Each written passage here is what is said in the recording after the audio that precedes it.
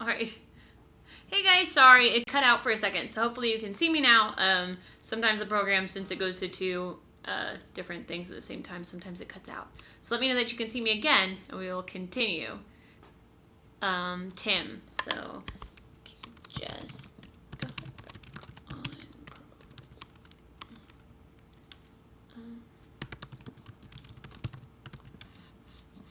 Okay, so let's make sure. Yes. Hey Seth, I'm back. So hopefully you can see me. But yes, it is weird. I know. It's just because it goes to two at the same time. So, which is a really cool thing that this does. But every once in a while, it's not cool with it, and it does crash.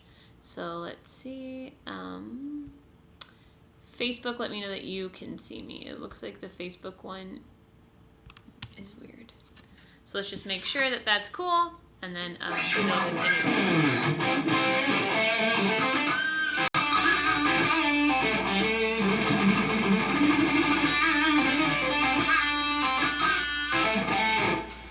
That seems to be the move I like lately, is just doing a, like sliding up a whole step really fast and coming back. And I've talked about how I like slides a lot too. I think they're really cool because they have to be very controlled. And I've been noticing some other players doing that a lot too, which I think is really cool. All right, let's make sure Facebook is still with us. And we'll keep going. So let's see. Thank you. Diana, the program crashed. I didn't mean to go anywhere. I was still actually right here, but I had to re-enter in all the information. So let's see, to be able to go stream to all you guys. So let's see. Oh, cool, we're back. So I'm just going to let the people that were watching know that we are back in another stream if it loads that. So we will see. We were talking about shredding the pentatonic scale. I mentioned that I will be doing about 30 minutes of lesson, and then we will do a Q&A where you can ask me questions. Let's see. Let me let them know. Back on in a new stream. Cool. So I will be doing about 30 minutes of lesson, and then we will do a Q&A. So make sure you check that out. This is weird. You can see me typing. Okay. Yes, so feel free to ask me questions. Please give comments about other lessons you guys would like us to do. These are topics that you guys have sent in, so thank you for sending these in. And make sure you check out our YouTube channel and subscribe for tons of free videos from myself and others. So cool. All right, so I was talking about how I really like the pentatonic scale, obviously, and shredding the pentatonic scale is very cool. Let's see. I think we're good. Yes. Cool. Sorry, it's showing a bunch now. Hi, Anthony. Cool. I think it's good. All right. So I was saying how I always kind of associate, let's see. I would love to do a song in drop D. I haven't been assigned one yet. Maybe actually I have in a video that I've done. Hello, Thomas.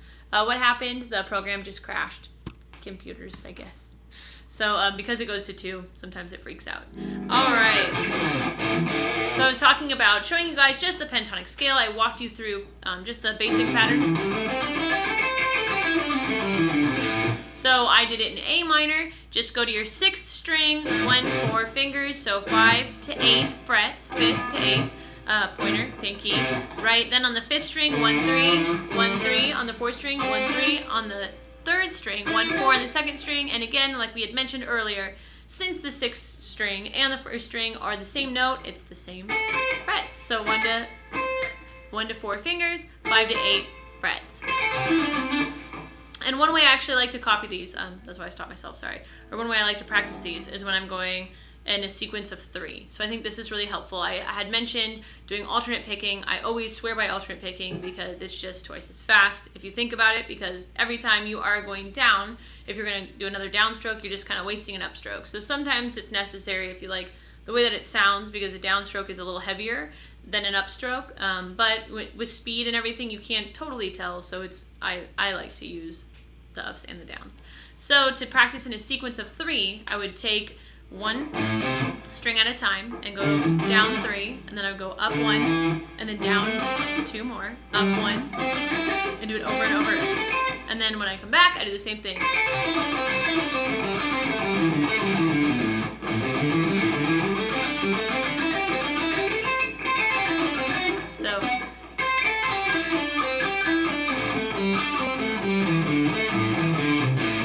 slower so you guys can hear what I'm doing. So I'm just going up 3, back 1, up 2 more, back 1, up 2 more, and so on and so on. I do the same thing when I turn it around. I go, in this case, I'm going up 3, back down to 1 before it, and then up 2 new ones, down 1, new, like that. So down, up, down, up, down, up, then I move back up.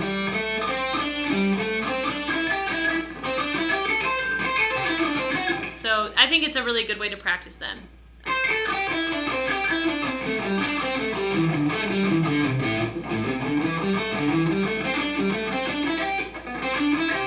The only time you really need to pay attention is when the shape does change. But like I said, I like the pentatonic scale because it's very symmetrical and it just makes a lot of sense. So that being said, with some of these shred licks that I like and that, you know, I've seen in a lot of Zakk Wylde stuff and other guitar players, is when we do kind of repetition licks and we go ahead and just take 2 of the notes, or 2 of the strings, sorry.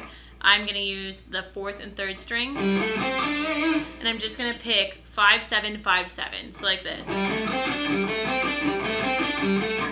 going down, up, down, up, down, up, down, up, down, up, down, up, down, up, down, up. And, you know, it sounds pretty simple like that, but when you speed it up, it sounds really cool.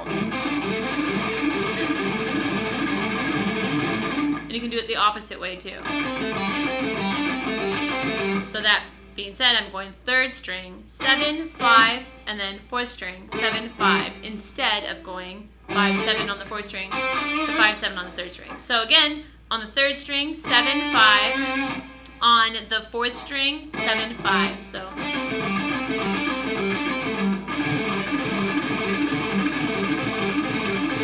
and they're kind of cool ones to just kind of throw in there. And you can do that with any of the strings. So let's see. Thank you. I'm using Axe FX. Yes, I was going to show you guys some horizontal licks too, so I will do that in a second. Let me make sure that you can hear me. Hi, Lisa. Oh, geez. Is it really that late? Oh my gosh, you guys. That's cool that you still tuned in when it's like that. Hi, Adam. Cool. Awesome. I'm glad you guys are still there. So if I can't, oh wait, let's see. Sorry, there's so many pictures of me, I can't tell which one. Oh, cool. I think you guys can see me, which is good. All right, so I like those licks a lot. I think they're kind of cool to throw in when you're doing shred stuff. You know, like.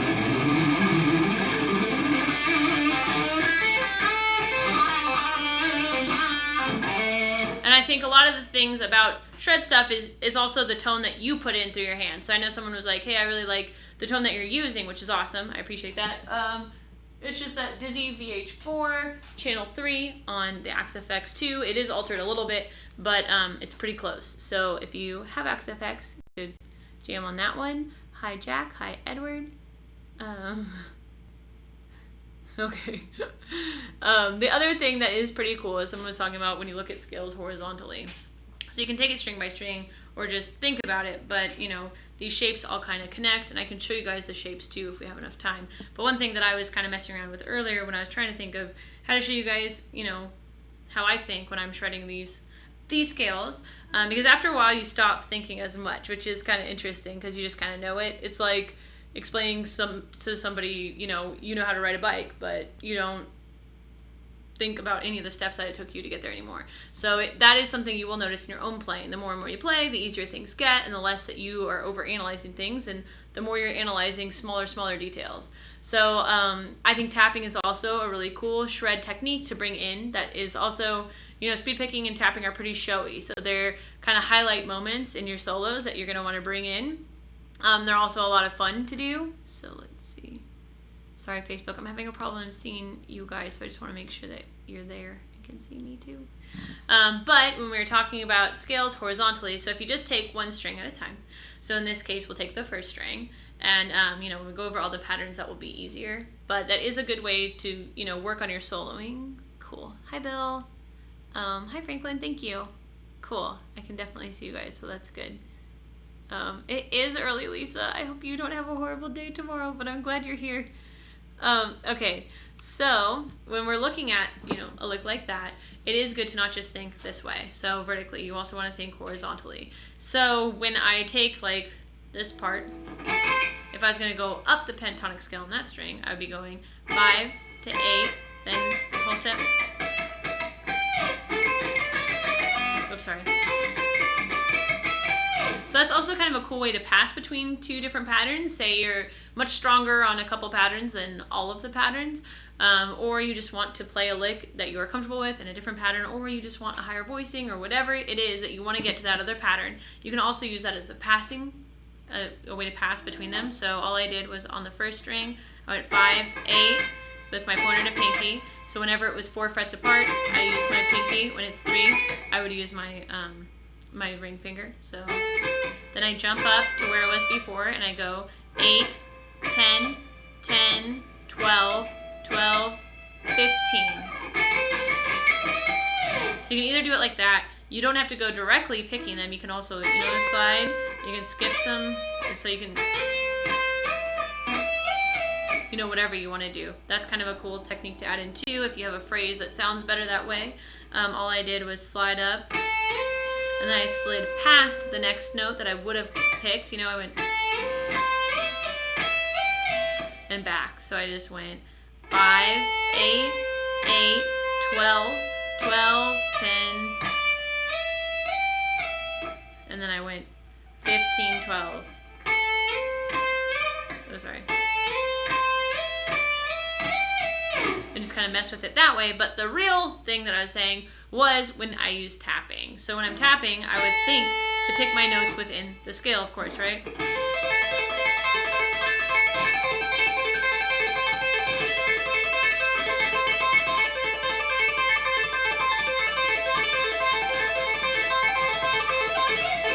Whatever you want to do. So in that case, I was just messing around until I found something that I liked the way that it sounded. So let's see. Of course, Bill, I will talk about pick attack in 1 second. It is a good question. Oh, thanks, Defender. That's cool. Why is shredding so popular versus soulful blues leads? I don't know that it is. I would say it really depends on the person. And someone's asking for Crazy Train. I have the Crazy Train solo and rhythmic lesson, the whole song. I have 2 videos on our channel. So if you haven't already, please go to youtube.com/guitar control. And there's little folders, and there's a folder with all my lessons, and you'll find Crazy Train. But it is a good question. It's a fun one. I don't think that shredding is necessarily so popular versus blues. I mean, in the big scheme of things, maybe in record sales, I really doubt it. But maybe depending on your age group, what's cool and stuff. I think it's because it's a challenge. Not that blues isn't, but it's an obvious challenge, so I think people lean towards it. For me, I think it's fun, but I like playing blues too. So I wouldn't say that necessarily it's so much more popular. I wouldn't necessarily say that. But yes, let's go ahead and go back to bending. How about Spirit of the Radio? I don't think there is a lesson for that one. That's a good question, or a good suggestion. So let's see.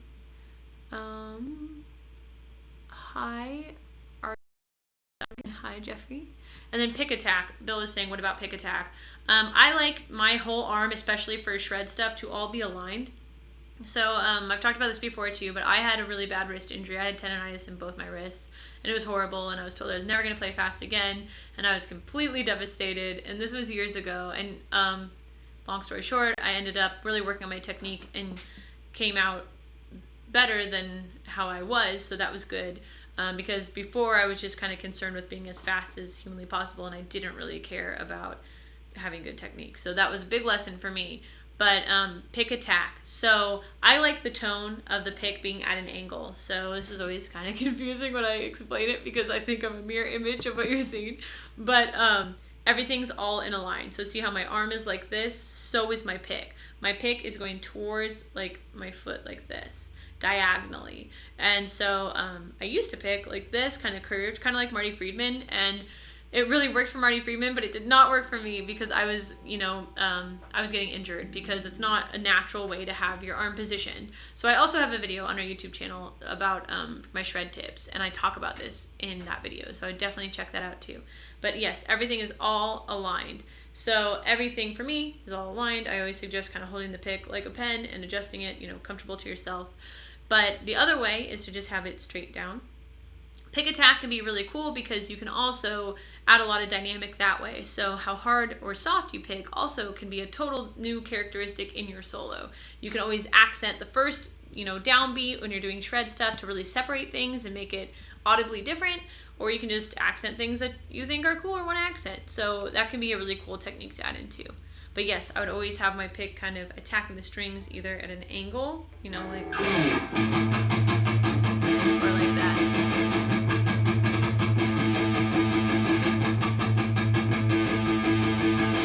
Do you shift your scale to another key as A, D, E to mix them for extra patterns?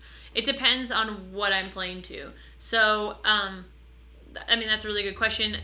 All these questions are kind of dependent on what you're playing to, though, and your personal preference. You can totally, take a progression and you can go chord by chord and change as many times as you want. Or you can, of course, take the key and do that. Or sometimes you can totally do something a little different, or, something that's a relative key, like how we had talked about in the modes lesson, how, we all have relative majors and minors and stuff, and you can kind of approach scales differently if you want to have a totally different outlook or do something like that. Or sometimes I just go for it and then adjust it, because sometimes you can totally write something totally different that works. I've met a lot of people that are either just all naturals or they're all theory, and I think it's always cool to be both. So don't ever lose the fun of just writing something that you think is cool. Like if it's a weird note and it's technically not in that scale, but it sounds really cool, and it works, why not? Let's see. I don't understand that question. About a dog biting your finger? Ooh, ouch. Sorry, Robert. The triangle picks. Are you talking about the really pointy ones? I used to use sharpened picks too. I don't anymore though. How do you make your solo more melodic? It just depends on what you're gonna write it. So the pentatonic scale, you might feel a little limited. I can see that. Oh, that's cool. Hi, Jason. So you might feel a little limited, but you can still do it. So of course it depends on the music behind you, which is always a little weird when we're doing these ones because there is no music behind me, but you can always do that. So if you're having trouble too thinking of something, I always think it's a very cool exercise to really limit yourself and realize how many things that you can do. So something that I do with my students when they're very first starting out is very, very first starting out writing a solo. I will have them do something like, okay, you can only use this string in the pentatonic scale. And maybe I'll play something like, and then they have to repeat it. Or just, you try to write a solo with just limited notes and see what you can do. I slid that time. And I added extra picking to add like a rhythmic change. Or, ups and downs even sound different, or just bending. Just whatever you can do, and then all of a sudden add in 2 more notes.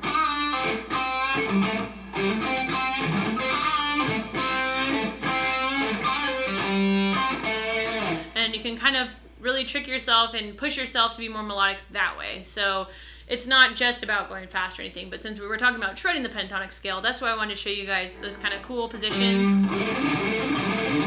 And then turning around. You can do that with. That one's a little harder because it's not totally even like. So. You can do that, or you can even hammer on.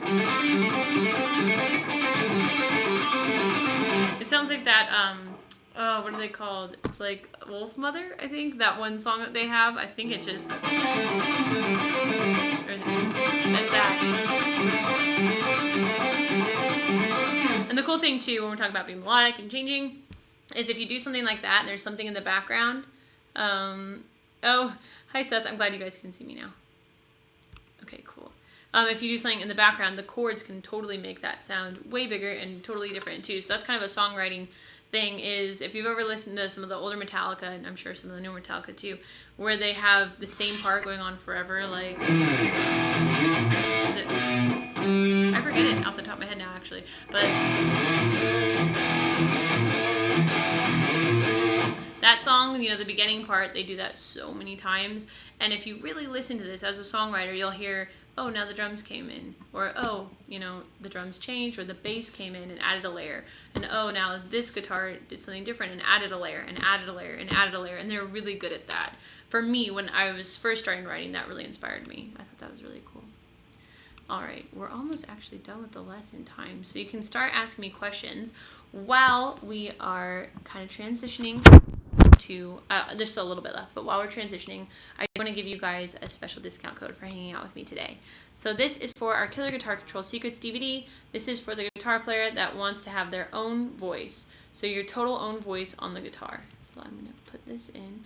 This is going over 3 major things. Technique, which is all the flashy stuff that we were doing, all the colors that you add to your solos. So slides, vibrato, bends, speed picking, hammer-ons, pull-offs.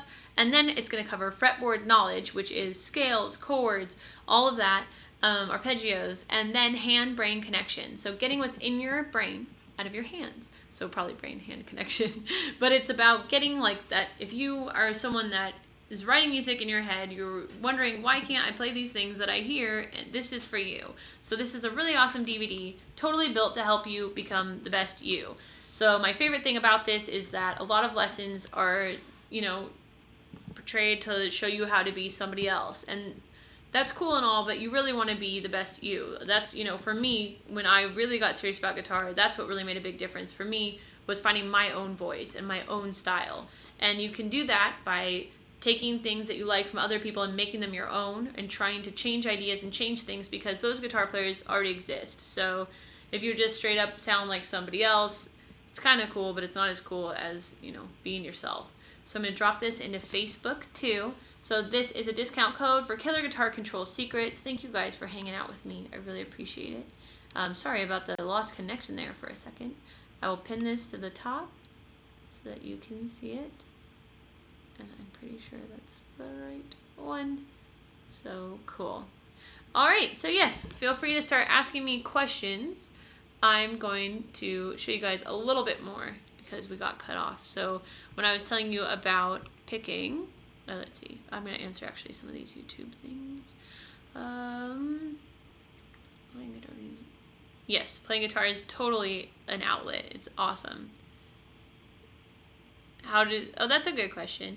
So about string size. So string size is, you know, when you're first starting out, sometimes people say 9s are easier because they are lighter. So they're easier on your fingers. But I use 10s because I think it's a nice balance. They're not too heavy, but they don't sacrifice any tone. Some people think that 9s do sacrifice tones. There's even hybrid packs that have half 9s and half 10s. I don't personally really like those. I always thought I would, but I don't, because I find that they get out of tune a lot because of the difference in tension. So I don't really like it between the 3rd and 4th string. But if you do, that's awesome. And then whenever I drop a step, I go up a gauge in strings. So because you'll find that when you start dropping, your strings get too loose and then it just doesn't work. So you need to go up a gauge of whatever your normal gauge is.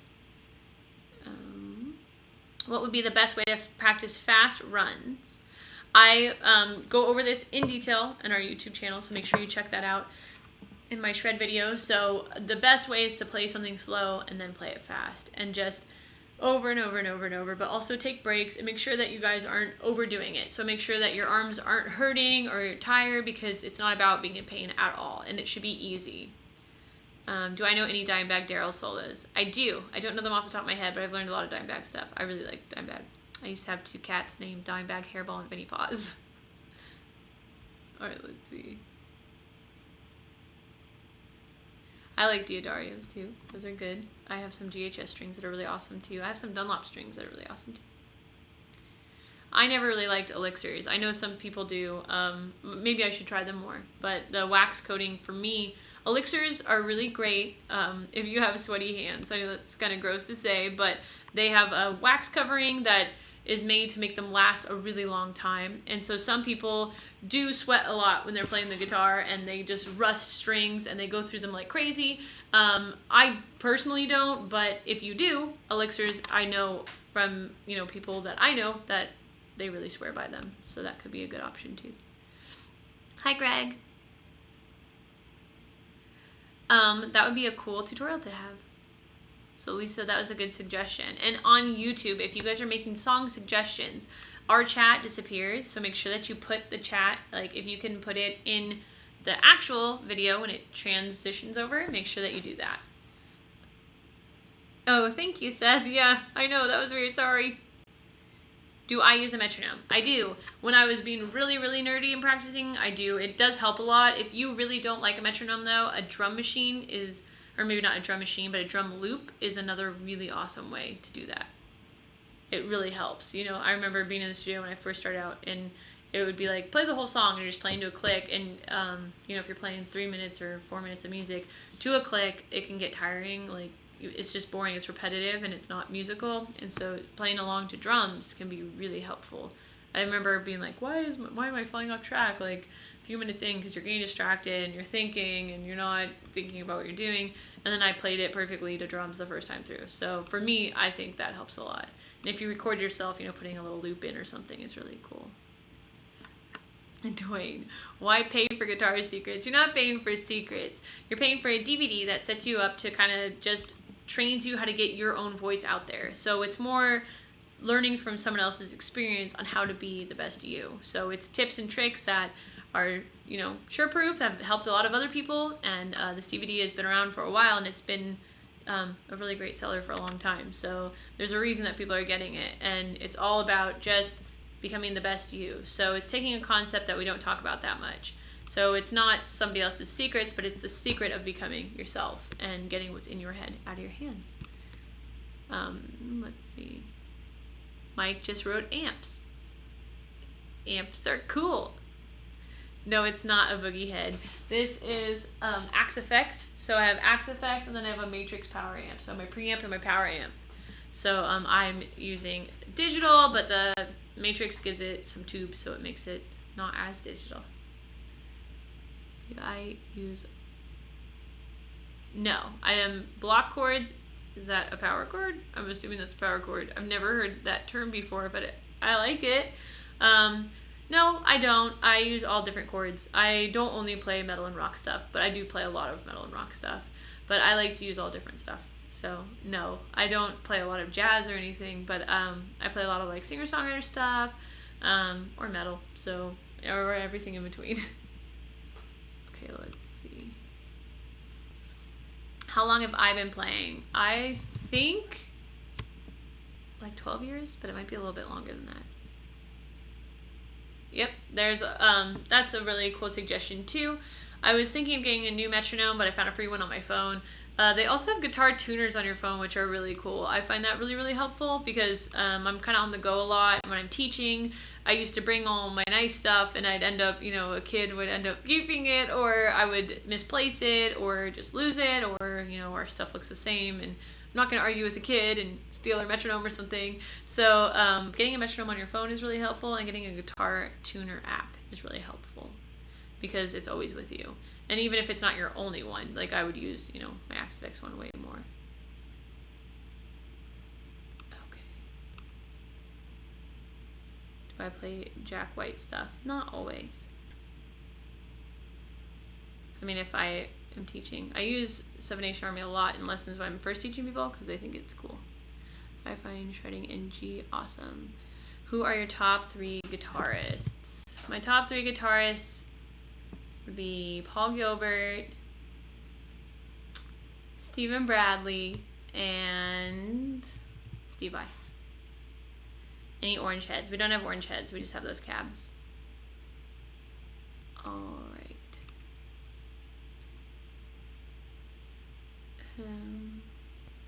I don't know him, but I'm engaged, so no. Am I currently in a band? No, but I'm playing a lot of my own stuff. So I'm working on a shred album that I want to release by myself.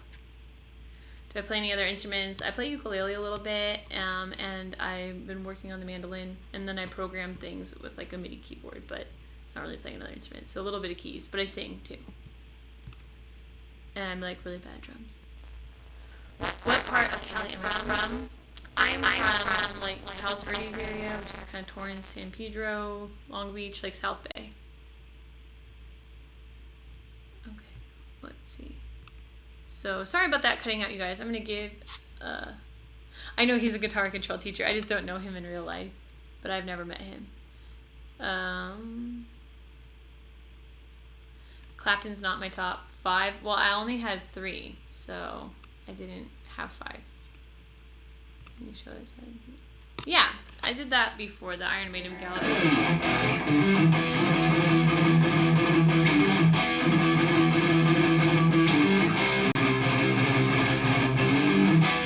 So galloping is weird. I mean, I guess that's going to be kind of, I wish we had more time to talk about it, but just the down, down, up, down. So down, down, up, down. Down, down, up, down, down, up, down, down, up, down. So just down, up, down gives you that gallop, and then when you repeat, it's obviously 2 downs in a row.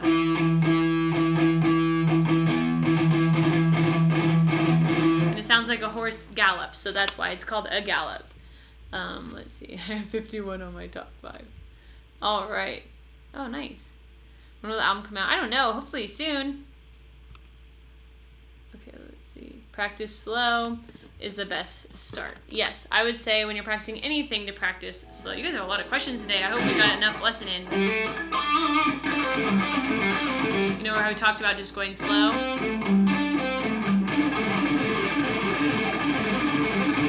Or...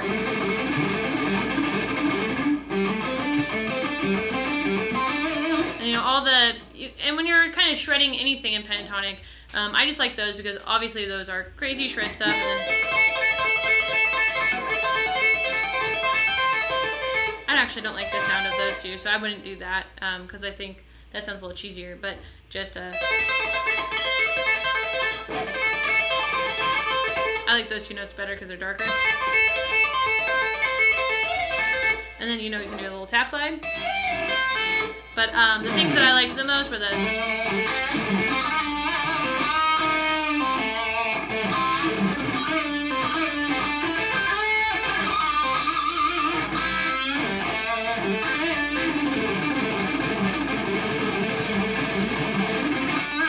And, you know, for those little licks, like the... You can also go... So I'm going...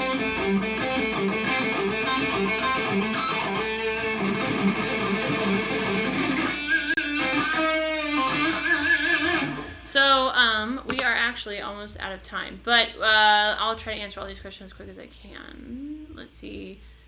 Mix scales. You can totally mix scales. You can do like the whole like blues or Dorian thing. You know, like I like adding in those blues notes.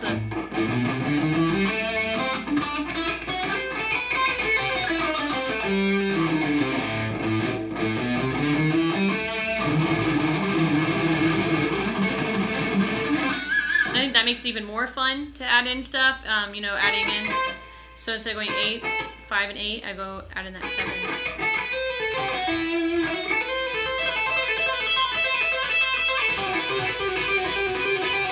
You know.